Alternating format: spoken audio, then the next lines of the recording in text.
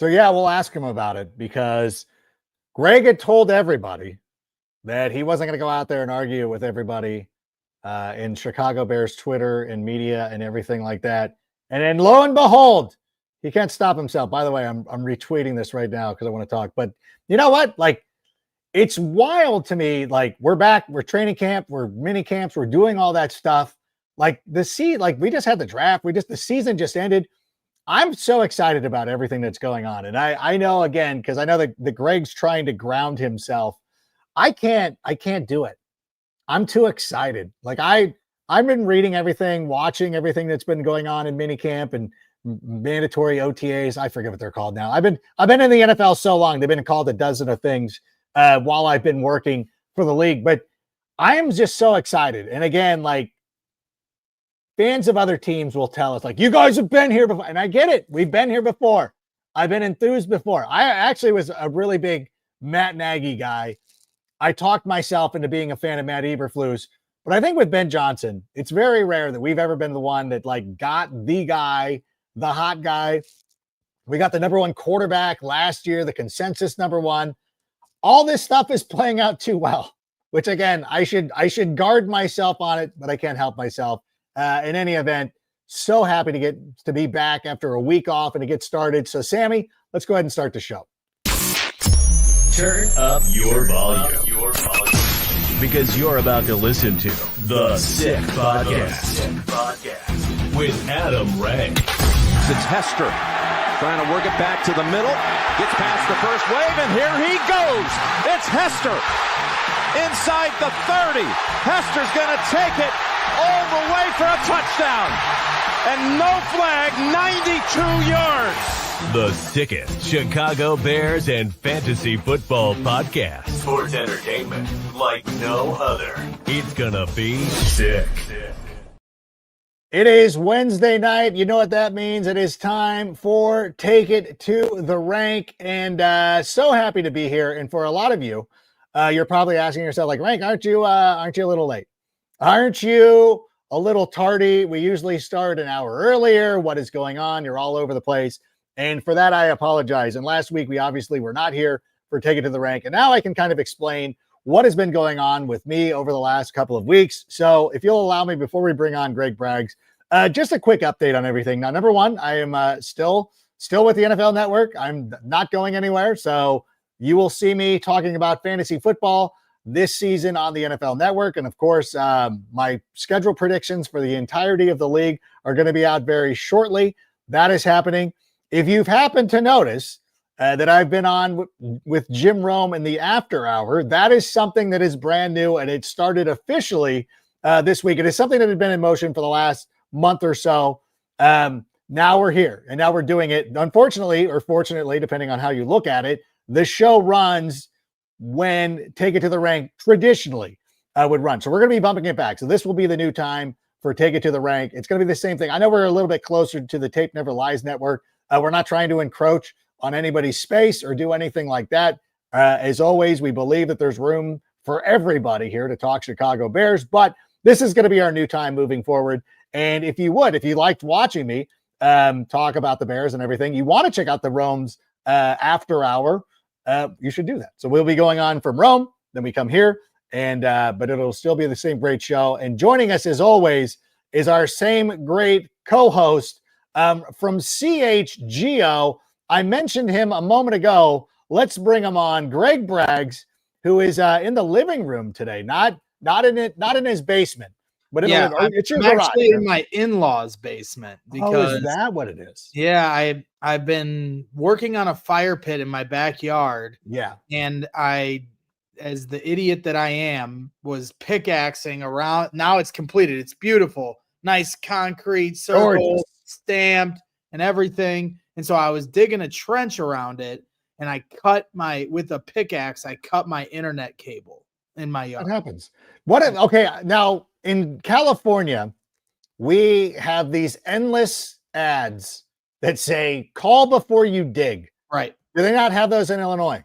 So they do. You can call 811 or you can call Julie. That's a national thing. Okay. Now so the irony of this though is that wasn't the problem. I identified the cable before I hit it. Oh, and so nice. I knew it was there. Good. And then I was so confident in my precision pickaxing Yes. that I was like, surely I'm going to swing this correctly and move past the cable safely. And I overswung just like, a Javi Baez home run. And I missed and hit the cable by trying to do too much. Are you repping Detroit Tigers now? That's interesting. Well, Javi's just a generational overswinger. I guess I could have said PCA. No, I love it. No, I love it. PCA's on the Cubs now, so I'm not going to throw any slander to the future MVP's way. Baez murdered the Angels when Detroit was in town a couple of weeks ago, so I'm a little triggered. I know you weren't saying Baez because of that, because I know that. PCA, this is his final year, though, right? He's going to be a free agent after this season. No, he is not a free agent after this season, and they're going to. Who was it? I think it was Maddie who brought that up. Like, oh, his final year in with the Cubs. I'm like, is it? Did I miss something? Like, what am I missing here? I figured out. He's going to be a Cub for a long time, but first he's going to be for life. MVP this season. I'm excited for it. So he would be. So the last rookie to win MVP, is it Fred Lynn? I don't know. Sammy can go look this up. The last rookie to win an MVP was Fred Lynn. Must have been for the Angels. No, Fred Lynn played for another team before the Angels. I forget what his original team was. But but it's happened before. A rookie has won the MVP. And I think that PCA, if Shohei Ohtani was still playing for the Angels, would have a really good chance at this. He's not winning it. Shohei wins it every year. It does. I'm so sorry. Well, he's got to play defense first, okay? PCA plays, both parts of his job. So he's not getting credit for theoretically being a good pitcher and theoretically being a good outfielder because he doesn't do any of that. Yeah. Well, when Shohei starts pitching in a couple of weeks, then the conversation's over. And I apologize to everybody. Speaking of, but I don't want to get contentious. What were you going on about with the Bears fans? Why are you up? Why did you have to dial it back with the Bears fans? What's going on, Greg? Yeah, well, I'm pretty sure that I've been carrying on this trench drunk moniker since January. And but I was challenged on the idea that I haven't been trench drunk long enough because we should have been trench drunk for the last 3 years, as if wanting an offensive line is a novel concept only, precluded to certain people and not me, as if I didn't want a good offensive line. Now, could they have drafted an O-line over Roma Dunze? Could they have drafted a center last year instead of Karan Amagaji? Or could you have attacked the trenches instead of Colston Loveland this year? Could you have got Michael Williams? I think those are all fair questions to ask, but at the end of the day, the Bears have ended up with a good offensive line on paper. They still got to prove it. And led by, all pro left guard, Joe Tooney, one of the top centers in the league, and Drew Dahlman. So we'll see. And I have a lot of excitement for, this rookie potential left tackle in Ozzie Trapillo out of Boston College. The dude is massive. Yeah. Massive. Can we pull that tweet up, Sammy? I know I'm jumping around the rundown here. Go ahead. But no, if Sammy pulls it up, but yeah, like that is one of the guys, like if you look at, I know this is from earlier this month, I believe. I think this is when the rookies got together. That dude looks legit. Like there is, I know he's a second round pick, but like second round picks go on to play in the NFL. Like it's pretty impressive. Do we dare say that he's the odds on favorite to start at left tackle to open the year? Well, I've been saying for a while now since we drafted him and you got to know him a little more, and the more you heard from the coaches just how intelligent he is. Yeah. A, I think there's a lot of potential there for the next 5 to 10 years. But B, I do think that he's in a really good spot to jump the line and be the starting left tackle to start this season, mainly because Braxton Jones is out with an injury. Yeah. And when they come to training camp here in, less than 2 months, he's still going to be limited, at least reportedly, by Ben Johnson, who said, when they start camp, he's still going to be limited and not necessarily 100% ready to go. Well, right now he gets a head start during the summer, and this dude is no slouch. Like you said, a second round pick. He's got a high pedigree. He's got a lot of intelligence. He's absolutely massive. He's physical. So, right now him and Karan Amagaji are rotating. But if you're asking me to put my money on who the starting left tackle is week 1, I'm putting it on Ozzy Trapillo. Okay. I wasn't asking you to do that, but it's good to know that that's where your money is going in this instance. And it's one of those things that always kind of, it's always interesting to me because a lot of times I feel like the fans believe that only NFL starters are only drafted in the first 10 picks of the draft. And if you go through and you look at a Pro Bowl, and Pro Bowl might not be the best option. Maybe you should look at the All-Pro roster. A guy like Jason Kelsey was a 5th-round pick. Like, you find great players everywhere. And I always found it curious that people sort of dismissed Ozzy, like, hey, why didn't Poles draft a lineman? Like, he did. Like, and by the way, tight end does play on the line, but still, I understand what you're saying. You're talking about one of the interior 5 guys. Since the end of last season, okay, we signed Drew Dahlman, traded for Jonas Jackson, Joe Tooney, and brought in Ozzy Trapillo. I think that we've done as much as you. Okay, I'm sorry. Did they not get a 5th guy? Is that what's knocking them? Like, they no. I think the person that I was in the argument with, shout out to my guy Dan. His whole issue with it is, oh, well, you should have been trench drunk last year or the year prior. And I understand that concept, but the problem is they had so many holes that you can only fill. Okay, so again, if you want to pick nits of the Rome Odunze draft selection at 9 last year, go for it. I'm personally fine with him. I never thought Rome Odunze would fall to 9. And so there was some different offensive linemen potentially available. Fuaga, who ended up on the Saints, I think probably would have been an option for the Bears. Or Olu Fashanu, a former teammate, high school teammate of Caleb Williams, was also there.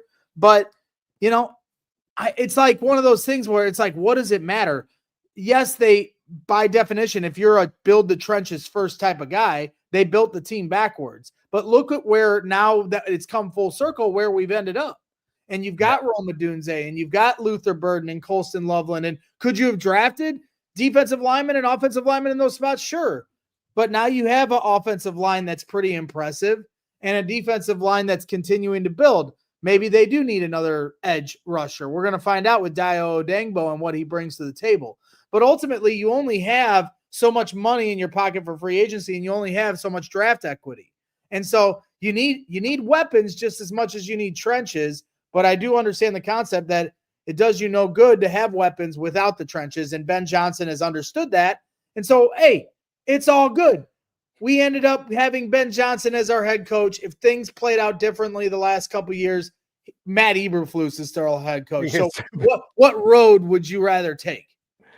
Honestly, like, being happy with where we are right now, and not to drag somebody like Olamide Zaccheaus, who I think will come in and be a valuable contributor for this team, but I don't want to roll out there with a team where, hey, we're starting DJ Moore opposite Olamide Zaccheaus, because like that doesn't work. And I think that as we get further away from the drafts and everything, and we get further along in this process, it's going to look smart that we have Rome Odunze. And I think we'll see it this season. That we're like, oh, we're so grateful. Because last year, it would have been easy for the Bears to be like, well, we signed Keenan Allen. We don't need anything else. But they went out there and fortified a position by drafting the best available player. And I always point to the Rams in this instance of a franchise as an organization that has done a tremendous job of not always drafting for need, but going out there and drafting the best player available, which is why they had Todd Gurley for a long time, which is why they had Aaron Donald for a long time. Like, they didn't need either one of those players. They had, I think it was Austin Peete was the running back. Maybe they did need a running back, but they had a great defensive line when they drafted Aaron Donald. And I know I've made this point countless times on this show, but you go out there and you take the best players available, guys that you think could be all pros at some point during their career. And I think that's what the Bears have done. And I think with Ozzy coming in there and playing as well as he has, kind of solidified, I think it's kind of a nice little nod to Ryan Poles for going out there. And as you point out, like, it is building it backwards, but at the same time, like, we all have our methods. Some of us, bust the cable with a pickaxe while we're building a new fire pit. Like, it's just what happens to people, Yeah. Well, I mean, and this being said, this off season, as you said to start the show, where I'm trying to keep my hype to a responsible level, because I sometimes get out of control, and I'm sure at some point I'll lose control of the wheel when we're at training camp in August at Hallis Hall. But at the same time, like, they still got to prove it. We can sit here as fans and rationalize and go, well, it's a good thing they only won 5 games and we're on a 10-game losing streak, because now it got us Ben Johnson. Well, they got to prove it. They got to prove that the fate of the football gods led us to this perfect path. And, when you look at Ozzie Trapillo, he's got to prove that he's going to be this primed prospect that I'm excited about. Roma Dunze has to prove that he can be a number 1 wide receiver in this league. With Colston Loveland, he's got to get healthy and prove that he was worth that draft selection at 10 over, somebody on the defensive line, again, like a guy like Michael Williams. So they're still in complete prove it mode. But what you're seeing, it's hard to complain as a fan right now. We just have to see how it plays out. 100%. And it's funny because, Sammy, I don't mean to be blowing up the rundown and jumping all around the place, but what we're talking about right now kind of feeds into something else that we heard today out of Hallis Hall. And it was Tyrique Stevenson taking some ownership about, or not necessarily taking ownership, but talking about what happened last year. Because when you talk about the butterfly effect of things that happened and looking back in hindsight, nobody at that moment, when Tyrique Stevenson makes that play, nobody goes like, well, this is probably the best thing that could have happened to our franchise. Looking at it now, yes, that was probably the best thing that happened to our franchise since we drafted Walter Payton. That's hyperbole. I'm teasing. But at the same time, like that is, Sammy, can we pull up the comments that Tyrique Stevenson made today? Conversation needed to be had. I owned it. It was a mistake. I just happened to play a sport where my mistake is just national televised, and I feel like talking to me and going through the meetings, they can see that I already owned it up to it. And, I owe the guys from last year nothing but effort and myself, and they see that I'm putting it in. So there's really no conversation need to be had. If Ben Johnson ends up being the coach that we think he's going to be, no explanation will ever be needed. But Ben Johnson did talk about his length, talked about how he's fearless. And again, like, he started to bounce back at the end of last year. He went through a rough patch, and you could tell it really affected him. How excited are you for Tyrique? I know you're trying to keep your hands on the wheel. Tyrique Stevenson is one of the players I'm most excited about coming into this year. How about you? Yeah, I mean, I said it earlier on CHGO Bears. If you're selling stock on Tyrique Stevenson, I'm happy to buy it. I still believe in Tyrique Stevenson, the player, and he made a mistake. And what I loved from that statement to the media there earlier today was, it's not about owing it to us fans who certainly pour our heart and soul into this team or answering questions to a media. He said he owes it to his teammates. And that is such the right approach to take. And own that moment that he's going to have to live over and over the rest of his life. And that's an unfortunate circumstance, but at the same time, a part of the job. And that's why they get paid the big bucks to, play football. And when they play the Washington Commanders on Monday Night Football, that play is going to be replayed 500 times that week.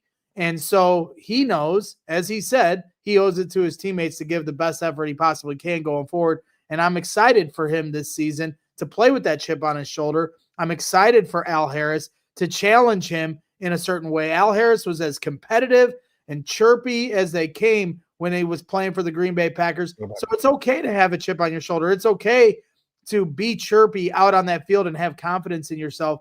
It's about, centering yourself and taking that energy and directing it the right way. And I think Al Harris is just another example of this coaching staff that's a perfect fit. He talked about how Al Harris and him connected when he was going through the draft process years ago. And so I'm excited just for this whole thing to come together. And I think Tyrique Stevenson could have a big year with Dennis Allen's scheme. It's one of those things that would make a great Super Bowl pregame show segment. Like, just thinking it from a TV perspective is like, hey, coming up next, Melissa Stark sits down with starting quarterback Tyrique Stevenson, who overcame one of the most infamous plays in Bears history, and now he's an all-pro. Like, that's the kind of stuff. You get an opportunity now to write the way this story finishes. You can either be a footnote in history as a guy who made a mistake and we never heard from again, and we talk about it 10 years down the road, like, remember that guy who played, what was his name again? Or you become one of the best players in the league and you go out there and be like, oh yeah, like that guy, like rock bottom, and all of a sudden he's now at the top of his game. And that's one of the cool things about sports, and it's the opportunity to do it. And I think the Bears have done a really nice job. Number one, not giving up on him. Didn't draft a corner. Like, I was curious about this coming into the upcoming draft season. I was talking about drafting guys like Will Johnson or one of the other cornerbacks. Like, we were going to get an indication of where the Bears stood with Tyrique Stevenson, because even though, you know, we've locked up Kyler Gordon, we've obviously locked up JJ, allowing Tyrique Stevenson to go out there and just being the presumed guy who, or at least going to be factoring in competing for a starting spot, showed me that the team still had confidence in him. He's handling it the right way. And as you said, Al Harris, I love this for us, because if Al Harris, again, becomes the coach that we think he could become, like, just the fact that he's a former, like, I will absolve you of all the stuff that I hated about you as a player. Because if you come to Chicago and do what we expect you to do, and the team performs the way it does, and he is one of those guys, like, there are Packers I don't like, and I don't think that I would ever like them. But I've become friends with, like, James Jones and Greg Jennings, like, two guys who I worked with, who I thought I would never be friends with. James especially is like, James is a buddy of mine. Like, I saw him on the street in New Orleans, and we were catching up, talking about our kids. Like, just like with a friend, you know, like, he's a friend. I text him, like, it's like that kind of stuff. That's why I'm excited for Al. I know that's a side tangent, but, like, I'm excited for Al Harris. Like, I really think that when we talk about the defensive line, and you talked about Odengbo, and hopefully some players step up, if the secondary is as good as we think it is, I think it's going to benefit the defensive line. Yeah, I agree. And, you know, it obviously starts in the trenches, but you look at what this secondary is capable of, you know, and then hearing from Jaquan Brisker today, you know, I think, you know, somebody that I think he'll probably be the most rooted for player on the Bears team, especially if you listen to his press conference today, where he talked about his challenges and struggles trying to get back on the field last year, and talking to his mom on the phone, who was asking him every day, are you going to play this week? Are you going to play this week? And he just couldn't get out of concussion protocol. It's scary stuff. But if he were able to stay healthy, and you look at that room, you know, with Kevin Byard, you know, opposite of him at safety, and then you've got Kyler Gordon, the highest paid, you know, slot corner in football, and then Jalen Johnson being one of your blue tier type players, and then Tyrique Stevenson playing with a chip on his shoulder. Let's see what you got. Terrell Smith is still hanging around. You draft a corner that Al Harris is high on. So I think there's a lot of options there, but you got to love what you see, you know, as far as the starters are concerned. No, I'm with you. I think they're in great shape in the secondary. By the way, I want to point out, thanks to Sammy for pointing out it was Fred Lane in 74, who was a Rookie of the Year and the MVP. It will not be PCA as long as Shohei continues to hit bombs over the Dodgers dugout.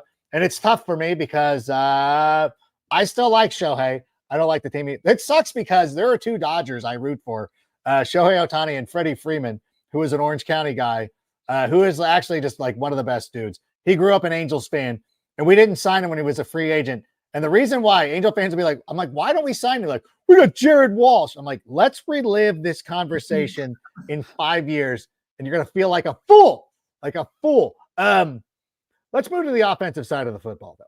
I guess we were talking about Ozzie earlier, but DJ Moore. Now, this is something that you talked about during the Super Bowl. You had a conversation with DJ Moore talking about his body language. Ben Johnson has now addressed it with DJ Moore. Sammy, can we hear DJ Moore talking about the conversation he had with Ben Johnson and his body language? Just keep it inside. We talk about it later, and just don't put it on film, don't put it on TV, so you guys can't run with it. So that's how it is. Be honest right now, and then we ain't gonna talk about it. I did it once, and then we nipped it in the butt, and it's never happened again. Did he say nip it in the butt? Is that what? He might have. I mean, and then I learned in that same press conference that was from 2 days ago. One of the other players, I can't remember who it was, but they said, "Oh, they don't let anything fall to the waist side." And I always thought that that's how it was said. And Hope corrected me that it's fall to the wayside. Yeah. And that my mind was absolutely blown. I for my entire life, it's almost like the people that say instead of for all intents and purposes, they say for all intensive purposes, and then there's this eureka moment that you've been saying it wrong your whole life. So he might have said, nip it in the butt. Nip it in the butt. Yeah. Go ahead. No, please. No, because one of the school moms said that one time. And then she's like, yeah, I want to nip this in the butt. And I'm like, I'm sorry. Can you spell how you are saying that? And she's like, B-U-T-T. I'm like, bud, like as a plant. Anyways, yeah. But I'm sorry. I know that you've talked about this with DJ Moore. I go through this as a coach myself, the self-appointed best coach ever. I do this with my kids of like, don't cross your arms when I'm talking to you. Don't cross your arms when you're sitting on the bench. Sit up straight. Bench vibes need to be immaculate. And I know that DJ Moore might not be upset in certain ways, but like at some point you got to be aware of your appearance. Now I know some people have RSB or RSBF, resting face. Yeah, he's got resting DJ face. That's like there's something about him that you're like, are you pissed at me? Like I've met him a couple of times and I feel like we're cool. Like, are you like sometimes you gotta act like, are you mad? Like everything cool? He's like, no, that's what's wrong. You're like, okay. I think that's the way it is, but sometimes his body language could be a little better. Yeah, I mean, and as long as he acknowledges that, like that's what being a leader is. And Ben Johnson also said that he talked to Caleb Williams about this, and I think this is going to be a message to the entire team because, I don't think DJ thinks that what he's doing is wrong because it's just how he looks. He's not actually what's being perceived through the TV lens because, as he said, don't put it on TV so you guys can't run with it, but really, like if you look at the opposite side of the coin, like, hey, you've got to realize, hey, I shouldn't do this because it's not about how it looks on TV. How does it look to your teammates? Yeah. But for him, he's in that locker room. His teammates know where he stands. So when he does something like that we read too far into, maybe his teammates are not doing that. But at the same time, perception becomes reality. We went through this with Jay Cutler, where players would say he's the toughest dude on the team. Brian Urlacher used to say that, and he said some pretty tough words about Jay when he first came in, and he went on to say Jay was the toughest guy. But Jay had resting Jay face, right? Oh God, yeah. And so, you at the end of the day, when you're a leader on this team, you're a quarterback on this team, you're somebody that got a 6-year deal and the highest, one of the biggest contracts in Chicago Bears history. You just have to acknowledge it's not just about, what's being put on TV, but the setting an example for guys like Luther Burden and Roma Dunze and anybody else that's behind you. Like that's maybe you don't see it that way, but that's your job as the veteran, as a leader. That's how you got to kind of approach things. No, and it's true. And it's funny because Jay Cutler had to go on his now ex-wife's reality TV show for people to understand what he's all about and what, that, that's just the way that he is. And guys like DJ Moore don't get the benefit of the doubt there. And it's interesting because you bring up Caleb Williams, like, again, something that's got to be talked about. I know we don't have the clip cut about him talking about like addressing all the things that happened with like, oh yeah, I didn't want to go to the Bears at first. Like who would have, but like still, I think it is something for those guys. Like I get it. Like you don't have to explain to us. It's kind of like the opposite of Tyrique Stevenson, where Tyrique Stevenson needed to be accountable to everybody in the locker room. Like I really let you down. Who cares what? There's also like when you are a player who's going to be at the podium a lot, Like, if you don't want to be asked about this stuff, then you got to kind of cut it off. You got to nip it in the butt. No, you got to kind of go and like take care of this. Understand, like, people are reading these things. How are you doing this? It's little things like, and again, like whether you're a teacher or anything like that, there's a reason why when you were I'm sure this probably isn't the case anymore, but like when you were in elementary school, had to take off your hats when you were in the classroom. You had to behave a certain way because they were trying to get you ready to when you face situations, and not everybody grows up to be a pro quarterback, but even in your everyday job of life at work, you have to know sometimes, like, if you're giving off a bad vibe or a bad look, or I hate that phrase, like, oh, that's such a bad look when you do this. You're like, I don't know, but still, like, this is something that when you're the captain of a professional football team, you got to be held accountable for, and everybody they're going to be looking at you, and they're going to be trying to follow your example. And speaking of people who have a great job, do a great job of showing professionalism, of rising above it, Cole Kmet talked to the media on Tuesday, I believe. He was, and obviously you're very familiar, you're friends with Cole Kmet. Is he still doing the podcast on CHGO? Yeah, Cole's, obviously knocking it out of the park. He did a great job last year. Look forward to talking to him here soon this year. But no, you're right. I thought he handled it gracefully the other day. Yeah, can we play that real quick, Sammy, just for those that might have missed it? That's somebody a tight end at number 10 overall. Yeah, I think at first, like, you're taken back a little bit. But I mean, Ben was awesome about it in terms of calling me right away and kind of explaining the decision.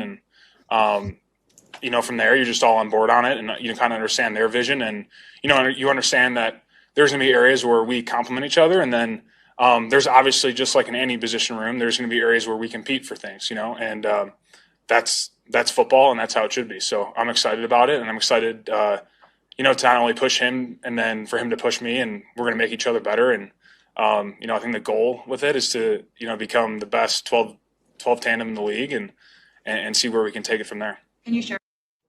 And he's talking 12 personnel for people who are confused. That means 2 tight end sets.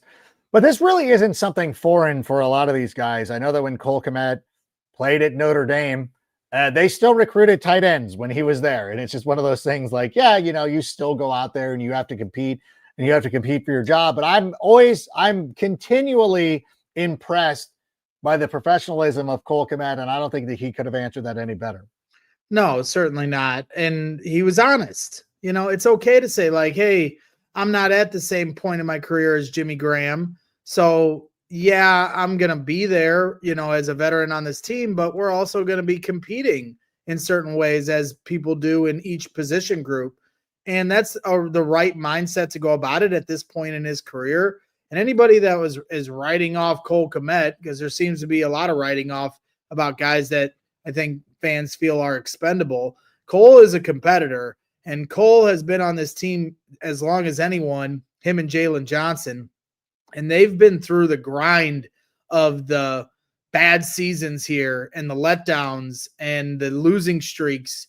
And he deserves this. And so fans shouldn't be trying to look to replace him right now. They should be rooting for him to have a great season with a team that has a great season, because come on, we've gone through it as fans, but he's going through it as a player. This is his livelihood. This is something that he's worked for his whole life.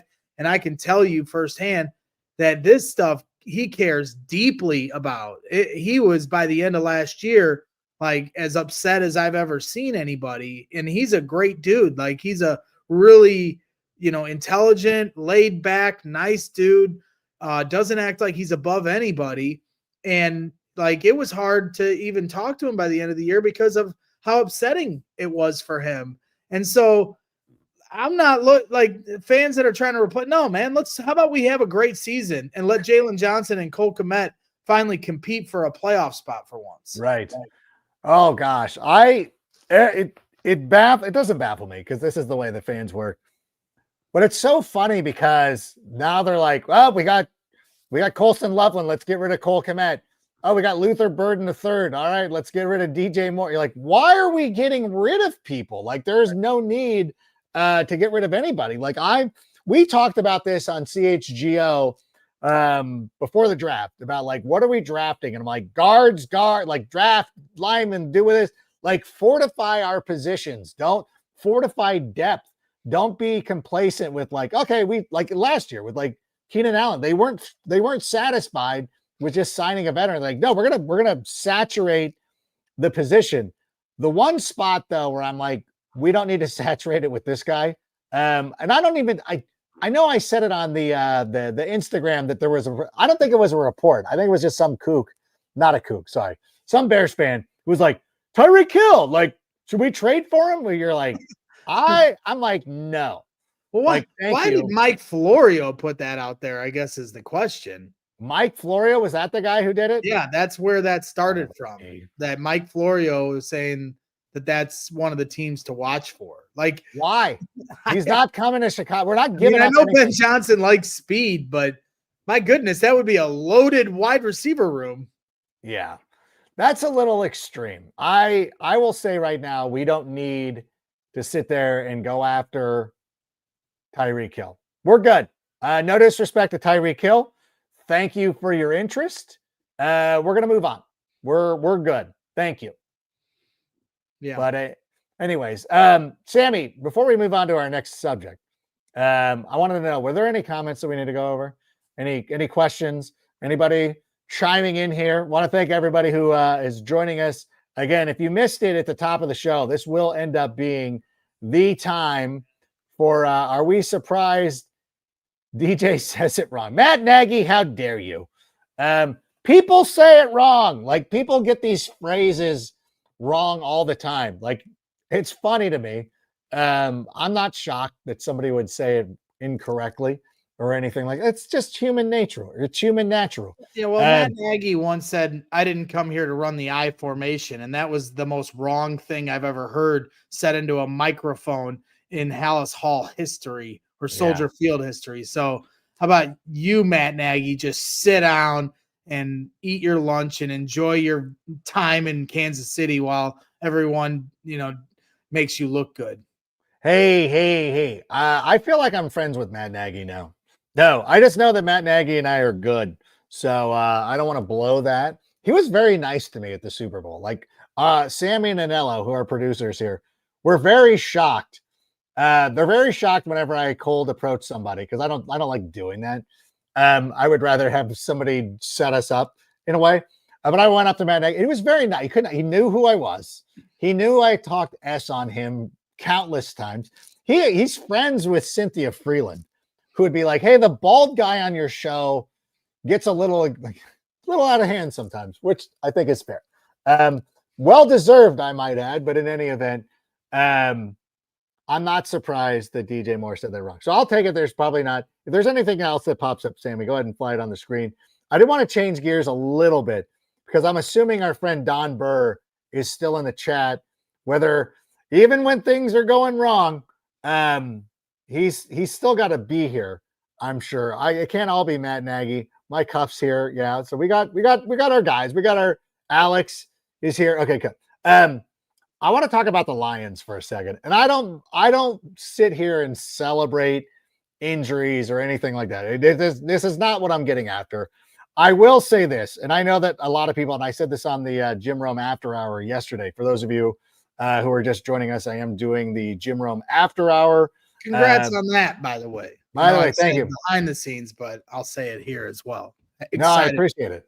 It is it's a trip, and I feel bad because like we're now 3 days in, and every day I bring up something from the jungle of the past where it was like, hey, remember this? I'm like, I won't do that anymore. But in any event, I talked about this yesterday on that show, and I'll bring it up here. The Lions, of course, are one of those franchises that retires players early. Barry Sanders, Calvin Johnson, and Frank Ragnow. But I don't believe that this is not in the same category. Like, I don't think like Barry and Calvin Johnson are like, forget this franchise, let's leave. I think Frank Ragnow had a very mature approach to NFL football, he understands that for his long-term viability and success and, his family and being there for his family for the next 50 years, it probably was in his best interest to stop playing football. And I applaud the maturity that it takes to come to that, especially when you're a professional athlete, somebody who's grown up, never being told no. Everybody loves you. You're going to be a big star, but understanding the bigger picture that your health is probably more important to your family than playing a couple of more seasons in the NFL. It would be impossible for me to speculate, and I think it would be rude to make fun of, somebody that retired because of health concerns. We were just talking about Shaquan Brisker. But hypothetically, if he retired because of his his affinity for Ben Johnson, and he just couldn't imagine a world of playing without Ben Johnson. I'm just saying, hypothetically, if that were the reason, then just, as a Bears fan, I would understand that because we're living the Ben Johnson dream now. Completely get that. But I didn't say that. And, I wish him well. And it's always health first and family first and your quality of life first over your sport. These guys make a lot of money, and I know it's really what they've worked towards their whole life, but and it's disappointing, for him. I'm sure he wanted to get to the mountaintop and get to a Super Bowl last year, so I'm sure it was a really tough decision to hang it up while the Lions are at the peak of their powers.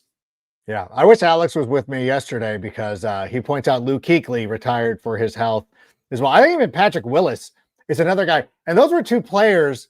If my recollection is correct, that Luke Kuechly did not make the Hall of Fame, and now the Hall of Fame voters are dinging these guys who leave early. Like, oh, Patrick Willis didn't play long. He was an All-Pro 5 out of the 8 years that he played. Luke Kuechly was an All-Pro who was a Rookie of the Year. Like, give these guys a break. And so for Frank Ragnow, again, I think I applaud him. Like, kidding aside of it's fun to be like, oh, Ben Johnson is there. He can't retire. Lions retire. People are jokes aside. We're happy that he's making a mature decision. But considering what we do for a living, we sit here and we talk about football. And I want to talk about the football implications of what is happening with the retirement of Frank Ragnow, because to me, it's significant because the Lions had one of the best offensive lines in all of football. And now it starts to look a little bit lesser without Frank Ragnow. And I think the Lions could be in a little bit of trouble. Yeah, for sure. I mean, when you look at it and you look at how their offensive line is laying out, and you've got, if you look at the depth chart right now, they have Graham Glasgow listed as their center, and he played guard last year, and you lose 2 of your interior offensive line, and now you slide Graham Glasgow to center. That means all 3 of your interior offensive line spots have a different name on the back of their jersey at left guard, center, and right guard. I understand Glasgow played on the team last year, but he didn't play center. So that's an adjustment, a big adjustment. And not to mention you lose, your offensive coordinator, and you lose Antoine Randall. You lose some different guys that Aaron Glenn took to his coaching staff. And so, it's going to be really interesting. This is going to be a huge challenge for Dan Campbell. They still have an uber talented roster, but coaching matters. We know that better than anybody here in Chicago. And so it's going to be interesting to see these adjustments, but their offensive line certainly has taken a hit, and now you're potentially having to lean on a rookie in Tate Ratledge, and where are they going to line him up, and how's he going to be? Is he going to be your right guard, and is he ready for the league?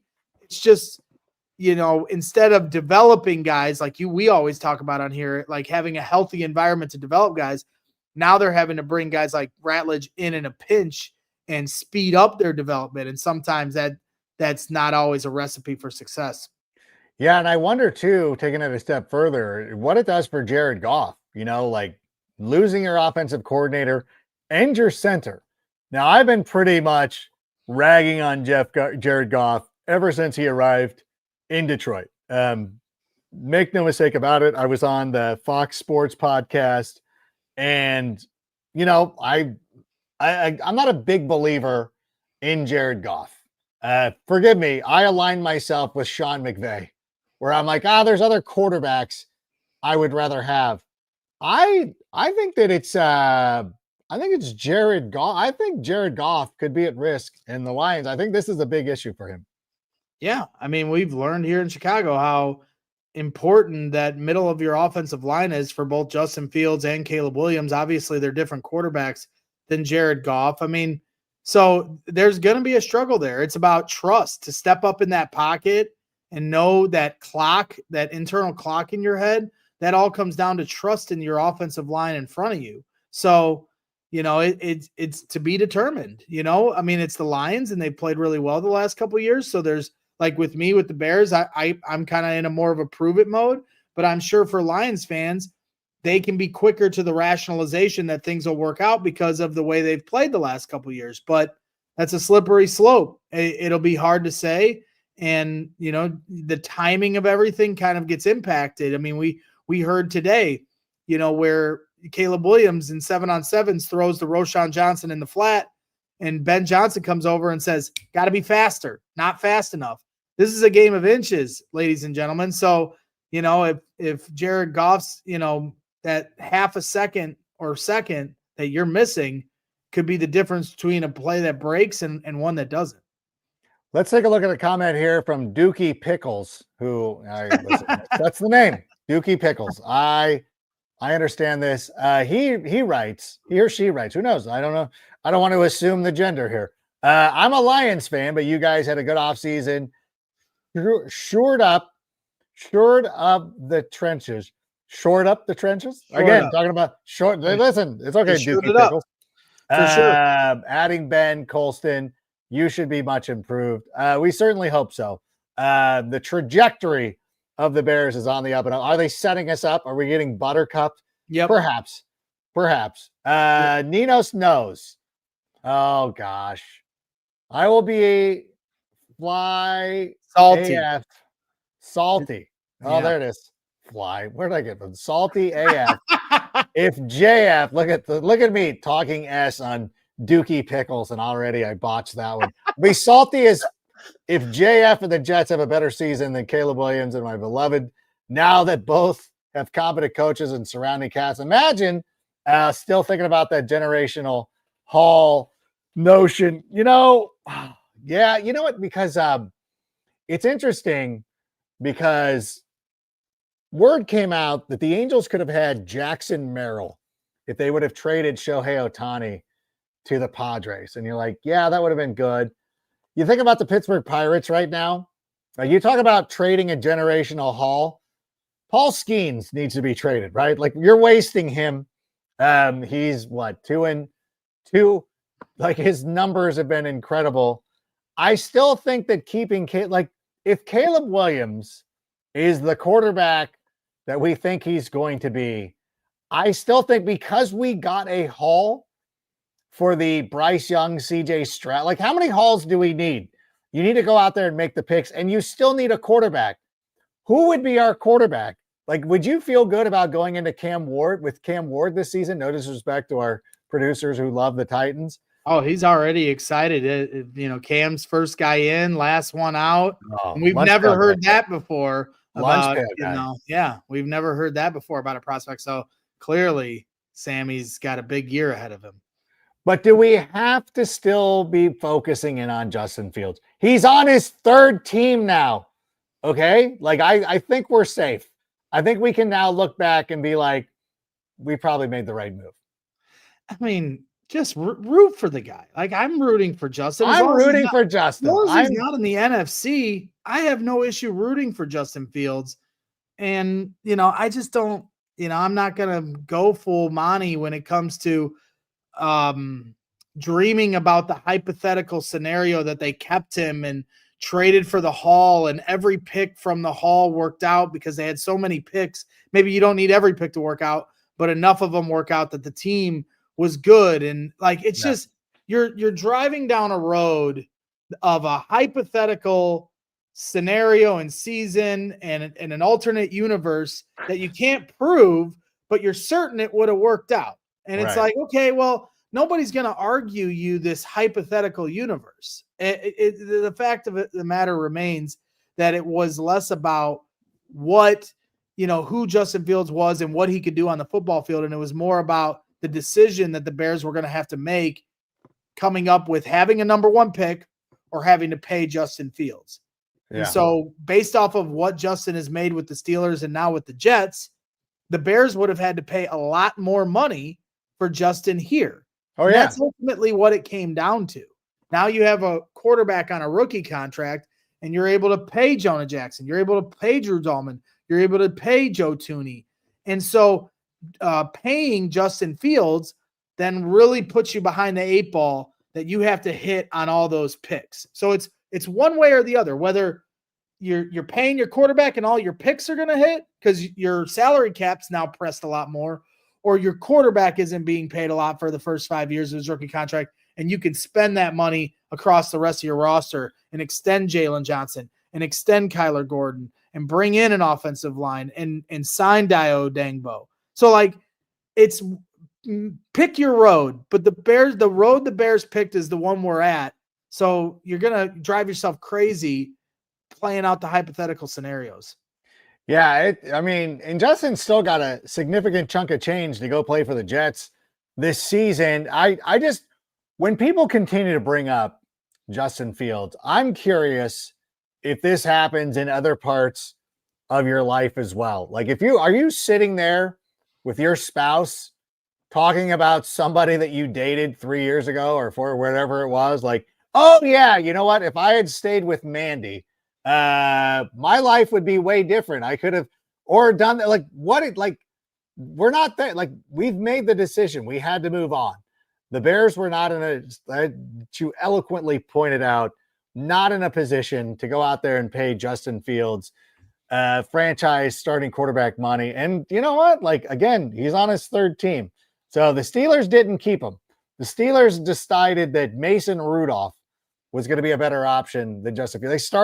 They started Russell Wilson over him, even though they could be wrong. I mean, they started the season with Justin 4-2, and he had 10 touchdowns and 1 pick. And maybe the Steelers are wrong, and maybe the Jets are right. He also, just like everything the Bears have done, as I said earlier, where yes, everything feels right, coaching staff, personnel, everything the Bears are doing right now feels right on paper. They still got to prove it. Well, Justin Fields, whatever you think he can become, he's got to prove it as well. And so to act like, well, if they definitely would have stuck with him and they would have traded for the Hall, it definitely would have worked out. At some point, guys need to prove it. And we can envision the best case scenario for all our favorite players and our favorite team every time.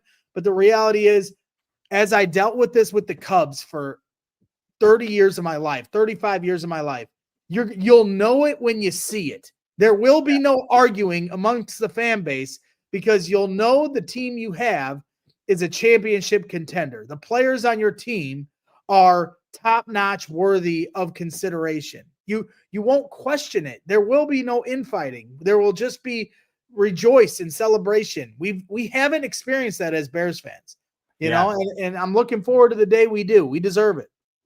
100%. By the way, do you think should the Cubs trade PCA? They should not. Trade him for what kind of haul would they get for him if they traded him right now? How many prospects do you think you could get from the Dodgers? I'm telling you. I think and look at the MVP of the NBA, right? And the trade that Gillis Alexander, the Clippers traded him for a haul. They get Paul George and 8 picks, and they got all this. Well, the Clippers are doing nothing, and the Oklahoma City Thunder are in the NBA Finals right now. So, no, I'm with you. But you know that Justin Fields is going to make a play early in the season, and they're going to be like, "Hey, look, Bears fans," and I know because Rich Eisen is a Jets fan, and there's going to be a clip from the Rich Eisen show. It's like, "Hey, the Bears could have had this or whatever." It's the same thing, and it's the same thing that ended up this year with Edgar Quiero, who started had 3 doubles in his first 8 at bats or whatever. And like, Angel fans are idiots. What are you doing? Traded him. Like, well, first of all, we've got Logan O'Hoppe. So this guy was never going to play for us. He's batting .250 with no home runs for the White Sox currently. Right. So don't fall for it. When Justin Fields has a great game or has an 80-yard touchdown run in week 1, don't fall for the bait. Wait till everything plays out. And again, like it could be a situation like the Angels are in right now, where you're like, well, you know what? If they wouldn't have traded Edgar, you're like, he would be a trash panda. He'd be a Salt Lake City bee. He wouldn't even be in Anaheim.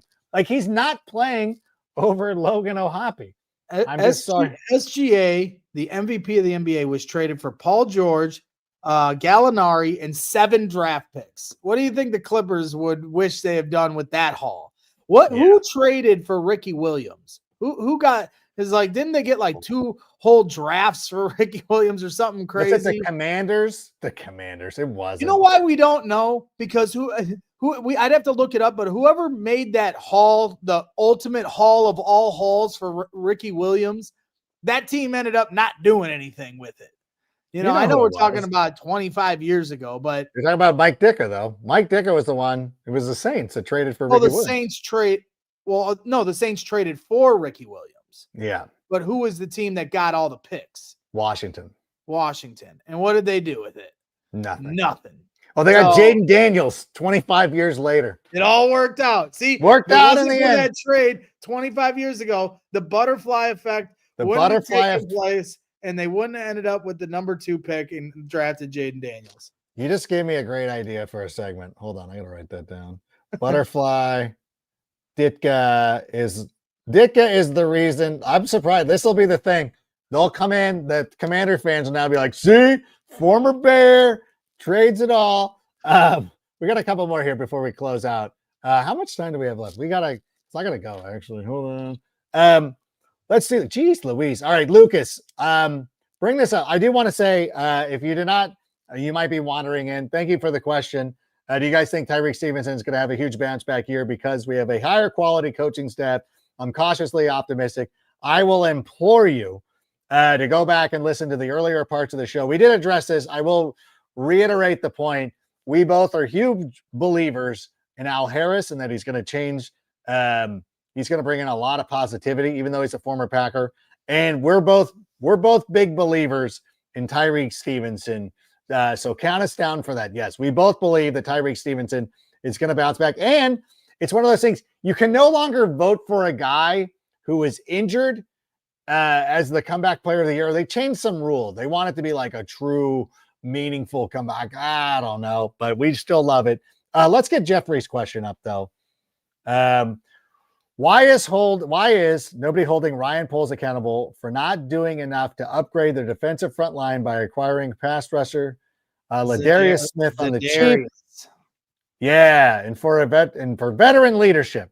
Why is that? I think Ladarius Smith's still available.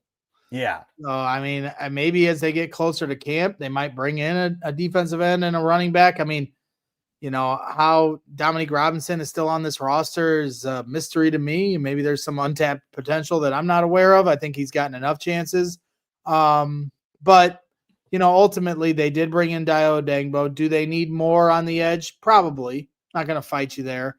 But again, as anybody wants to always say, oh, they should have done that instead of this, you only have so many bites at the apple with free agency and draft picks. And so I just, you know, sometimes it's easy to point at the one spot they couldn't address with everything else that they did address. And when you look at the players who are available right now in the free agent pool, a lot of them are going to be waiting, not because they want to miss training camp or anything like that. However, at some point, when you miss that first wave of free agency, you want to kind of hold back and see if somebody gets injured, if somebody suffers an injury.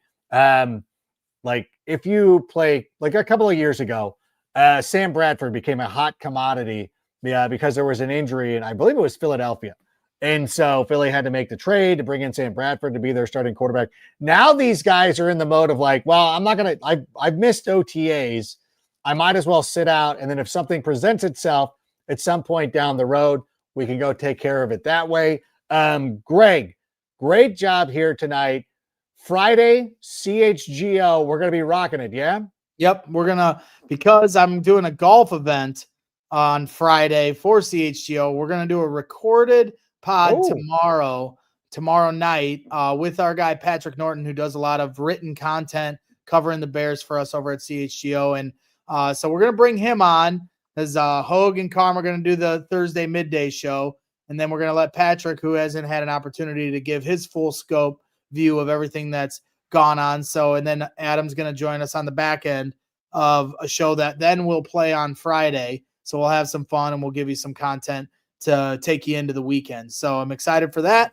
The only other thing that I need to address is Alex is clearly a region rat. He's from my hometown, and keeps asking me questions of, some of the watering holes that I've frequented, back in my younger days. I don't go to the bar. I don't hit up the bars as much around here. But if you contact me, DM me on Instagram, I'll meet you up somewhere for a drink on me, Alex. But he did ask me, was I a Diamond Jim's guy? This is going to be outside of your purview here. But yes, you always started at Diamond Jim's back when my younger days, and then you finished at the Registry where things got a little crazy. So shout out to the glory days when I actually had some energy to do that stuff. Oh, when you walk into the Registry late at night, it was dangerous. That's what it was. It's funny you bring that up because everybody who is listening to that comment knows what bar in their own hometown that it's talking about. For me, living in Newport Beach at the time, that bar was Cassidy's. And then you end up at Cassidy's late night and things get squirrely. So the Registry was, I can picture what that bar looked like, what the energy and what the crowd was like, because everybody had that bar. The only difference is I would have been the guy who started at the Registry and closed at the Registry. I was not a bar hopper. I was a bar squatter. Yeah. So you would have seen me at the Registry, but I would have started there. I would have been there recording the afternoon. And you might not. I grew up in Crown Point, Indiana. So he's talking about the square, and on one side was Diamond Jim's, the other side was the Registry.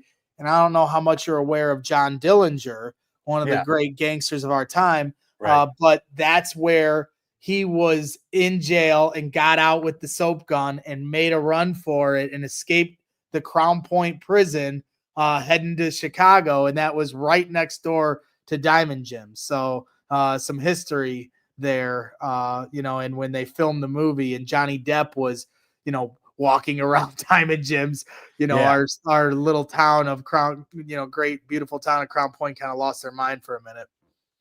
Amazing.